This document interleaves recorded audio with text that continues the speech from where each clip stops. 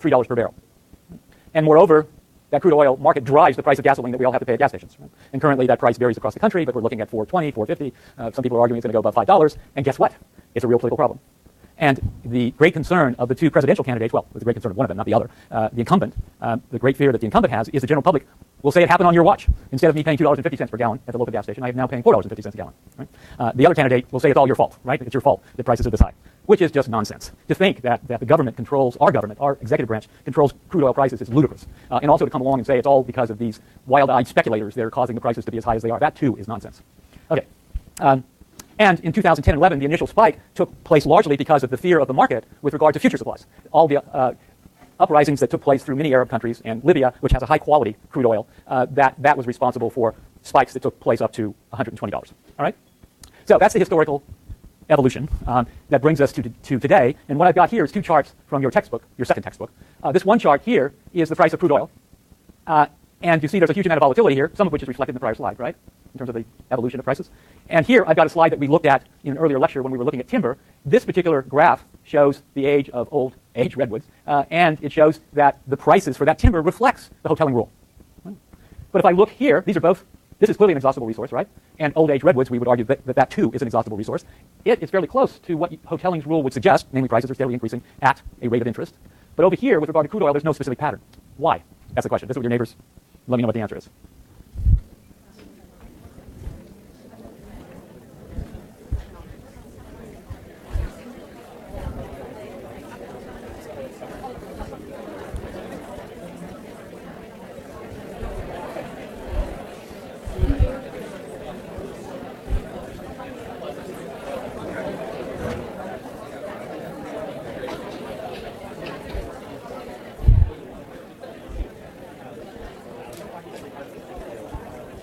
Okay, Daniel, what's the answer?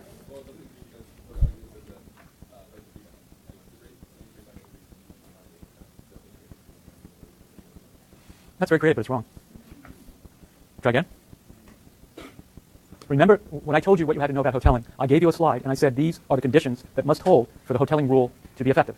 And one of those conditions was that the product was sold in a competitive market. And over here, timber certainly is a much more competitive market.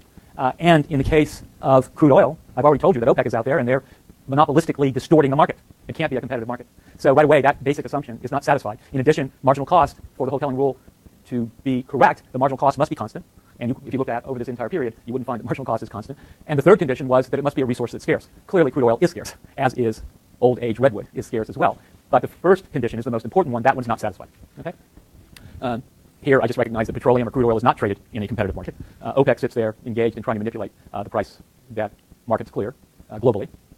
And these are some other reasons for the volatility that is specified in the actual observed data. Okay? And the last point, by the way, I've already made that with regard to natural gas. It may be an exhaustible resource, but if new technologies come along that allow you to make additional discoveries and expand the current measure of what is available with regard to a particular resource, it can change. Okay. Now, coming back, let's stop for a moment. And let's all assume that we're the advisors to OPEC, heaven forbid. We're advising them about how they should try to manipulate the market. And we want to use straightforward principles of economics. And we want to use those principles of economics, unfortunately, to allow OPEC to gouge consumers on global markets. Actually, there are lots of organizations like this that pay huge sums to economists to help them figure out how to gouge the other side of the market. All right. One very important empirical bit of information is demand. Is demand price elastic? Is it elastic? Because that's certainly going to affect what you would recommend, right? It turns out that oil and oil products are price inelastic, certainly price inelastic in the short run. And that price elasticity, as we observed prior to the midterm, depends on the availability of substitutes. If there was a major discovery with regard to biofuels or sun power, that would certainly change the elasticity of demand for crude oil, or certainly natural gas that is used to generate electricity, for example. Right? Currently, those substitutes are very expensive and not commercially competitive. Having said that, solar energy right now sets the long-run upper limit on the ability of OPEC to raise prices. Right? Okay, what about the income elasticity? We all know that as income grows, oil demand should also grow. In other words, it's a normal good. Right? Look at what's happened in China. If you look at China 20 years ago with regard to the principal mode of transportation was bicycles, that's changed dramatically as income has increased in that particular country because of their economic growth. The higher the income elasticity to demand, the more sensitive to demand is going to be to business cycles. So it shouldn't surprise us that when recessions hit globally, that puts a lot of pressure on OPEC, right? Because demand shifts inward. And as it shifts inward, there's less opportunity for OPEC to extract higher prices in the global marketplace. Now, looking at the non-OPEC suppliers, whatever OPEC attempts to do with regard to what market power they have to take into account the reaction of the non-OPEC suppliers. that takes us back to our discussion about strategic conducts and oligopolies, right? It's the same story. And there may be dominant strategies, it may be a prisoner's dilemma outcome, but regardless, you, in providing advice to OPEC, would have to take into account what the reaction or response is going to be of the non-OPEC countries. OPEC currently produces approximately 2/3 of the world's oil, principally Saudi Arabia, Iran, Iraq, Venezuela, and moreover, they do certainly take into account the non-OPEC countries when they set prices. And during the mid-1980s, if you go back to that scenario I gave you about what's happened to prices over the course of the last 40 years, you'll see in the mid-1980s those prices just collapsed. And when they collapsed, the amount of production from OPEC went way down, and it went way down as prices were falling. Okay, the compatibility within OPEC, the individual cartel members. Now, anytime, and we briefly touched upon this when we looked at monopoly market structures, anytime a number of different suppliers to a marketplace attempt to establish a cartel, they also simultaneously invite cheating by the members of that cartel. Right? And now, why does that happen? I have a simple graph to show how the incentives for individual members change with a cartel's attempt to exercise monopoly power. And this is, in fact, happening again and again. In fact, by the way, the best analyst on the global oil market, when OPEC comes out with an announcement about what their production is going to be for the next year, simultaneously they also say what each country who are members of OPEC will be producing for the next year and supplying to global markets. The best analysts are the ones that come along and determine which countries are going to cheat and how much will they cheat by. And then what effect will that have on crude oil prices on global markets. Anyway, no cartel is going to be effective in the long run unless it has some way of enforcing the agreement that's been established. Now, the graphs that I'm about to show you first begin with OPEC simplifying the marketplace, looking at OPEC as the monopolist. Now, I can complicate this by calling it an oligopolist, namely where there are many suppliers, but the dominant supplier is OPEC, and then look at residual demands instead of total market demands, but don't worry about that, all right? But what I've got in this first graph, the right panel, is OPEC. And we've already gone through this in an earlier lecture when we looked at monopoly structures. I've got some demand, market demand for crude oil. There's a marginal revenue to that demand schedule, and OPEC is a price maker, not a price taker. So they will set marginal revenue equal to their marginal cost, and from that particular equilibrium point, they will determine the market price that they want to charge off the demand curve, right? So this is their marginal cost curve, which is SOPC. This will be the amount that the cartel will want to produce, which is Q subscript OPEC. This is the price that they will charge. But that's not the end of the story. That amount that's here, namely Q OPEC, they've got to decide how that's going to be divided among the countries. Clearly, if the organization OPEC can control that amount going to the market, any one member will want as much of that total amount as possible, right? Because they're getting all those monopoly profits. But they have to figure out, given the alignment of incentive, what should be the allocation of that total quantity that they're going to produce for the marketplace, how it should be allocated among different members. And that is what's on the left side of this particular graph, and that's each member country. This is a member country's marginal cost of supplying the market. This is their average total cost. So clearly, at the OPEC price, the monopoly price, I come over here, each individual country is going to be generating a lot in the way of profits, right? But each individual country can only take a share of Q OPEC. And that's allocated by the organization among the countries. And suppose for this hypothetical member country, Q subscript member is the amount of quota given to that country. All right? You with me?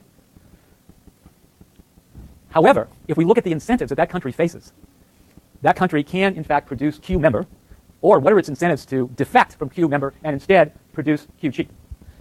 Clearly, if they're profit maximizers and they can get price OPEC at this particular level, it's in their best interest to produce out the Q cheap. Because they're going to make a lot more profits if they can get out to a quantity Q cheap, because at that particular quantity, they're setting price equal to their marginal cost. And that's something that emerges with regard to each and every cartel that exists, has ever existed, whether it's OPEC or other cartels that are out there that have attempted to manipulate the marketplace.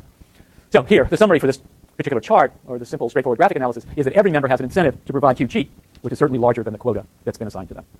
And if they all went to Q cheap, what would happen? Pardon? The price would drop. The price would drop, and the cartel would come unwound, right? It wouldn't be effective. Okay.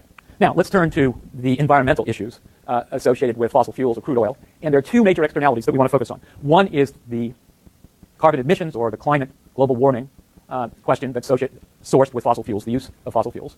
And secondly, the vulnerability that various countries, the U.S. in particular, face with regard to disruptions in the supply of crude oil, in particular OPEC, given that it controls approximately 2/3 of the total global supply. And this is the threat to national security.